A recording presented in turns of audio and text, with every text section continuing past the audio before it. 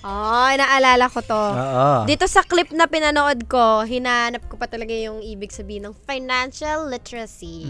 Oh, nakalimutan ko na ngayon kasi binasa ko lang din doon. Ako nabasa ko. I would always suggest, well, una nga sa lahat, gusto ko magpasalamat kasi nagtitiwala sila dun sa sinasabi natin. At kami naman po ni Kim, actually, dahil mayroon kami mga startup businesses ngayon, we're not, maybe hindi naman kami po ang expert, pero we are trying to learn more regarding financial literacy and financial stability and management. And then when it comes to that, we really, mayroon kaming, nagtatanong kami lagi sa mga friends namin, tama ba to ganito? Yung mga friends natin na nag-run din ng sarili nilang maliit na business, mga ganyan.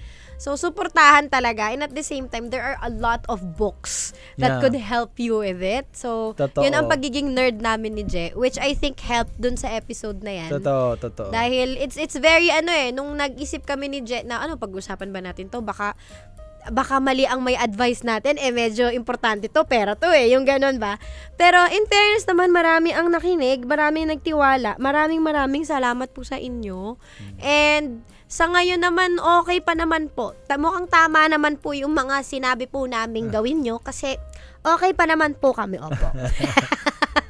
De, tsaka kailangan, maganda na rin na yan yung advantage ng pagkakaroon ng social media. Sa tingin ko kasi mas na-explain mo sa social media ng mas magaan yung financial literacy. Yes. Unlike dati, pag nakita mo sa bookshelf yan, sa bookstore, ay hindi, ayoko bumili ng financial literacy. Boring yan eh. Hindi, tsaka tama yung sinabi mo, may social media na. So, yung mga tao, kasi other people, they tend to not understand things pag books muna. Yes. Diba? Mas visual yung ibang mga tao. Gusto nila may malalaking pictures or may videos. Ngayon, you have a lot of options. Pwede kang manood like sa iba't ibang na platforms, diba? Ng mga videos. O paano ba to? Ganyan. Maliliit na bagay, 1+1, makikita mo talaga yan sa mga videos sa iba't ibang platform. So, marami ng paraan kapag may gusto kang i-achieve. At saka, for example, dahil sa social media, may mga fina-follow tayo kasi na-idol natin. Tapos biglang sasabihin ng idol natin na, ako, binabasa ko tong libro na to. Dahil ito nakatulong sa business ko. So, nagkakaroon. Like, for example, one of na laging nire-recommend at mare-recommend ko rin na basahin ng mga tao for financial literacy, Rich Dad, Poor Dad. Kasi true. Doon, merong meaning na magigets mo kagad. Ano ba yung financial literacy? Very basic. In-explain niya ng, okay, maintindihan mo agad. So, financial literacy ay knowing, simple lang knowing what is an asset at ano yung liability sa buhay mo. Yeah. So, yun lang. Asset, ano yung investment. Yes. Liability, ano yung labas lang ng labas ng pera. Tama. Diba? So, ganun yung maganda. It's as simple as that. Kung babalikan natin yung Money Talks, yun lang muna yung alamin natin, di ba? Yan lang muna. And basahin niyo yung librong yun. Maganda yun, guys. Thank you, Thank you, guys. Di ba may nahalo sa mga relationship? May nahalong ganun, di ba? Ayan. Speaking of, since relationship na tayo, ang ating top 3 ay... Top 3! Bigyan na naman na top 3 na to. Bigyan natin ng hype to mga to. Ang ating top 3! Top 3! Confetti! Grabe! Confetti!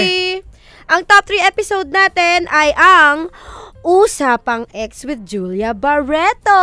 Hey! So, eto, ating balikan ang isang clip. Na-experience na ba yung relationship na parang love naman natin yung isa't isa eh. Pwede naman maging tayo pa rin. Pwede sana, pero hindi may something Nangyari yan sa amin. Yes, that's exactly what happened to us. I still remember his words. Ang sabi ni Jet noon, gusto kong maranasan mo kung sino ako bilang boyfriend. Pero ngayon, hindi ko mabigay sa'yo. Arte ko, di ba? Mayroon siyang ganung linya. Kasi yung linyahan ko, honest siya. Isipin ko yung linyahan ko. Ang linyahan ko naman is, Hoy! Nabitin ka, no? Nabitin kayo Akala nyo buong episode dito. Hindi, kung gusto nyong mapakinggan ang buong episode ng podcast na ito, I-search nyo lang po ang The Comfort Room sa Spotify. Diyan po mapapakinggan nyo ang mahabang episode ng The Comfort Room. The Comfort Room. Just click the link below.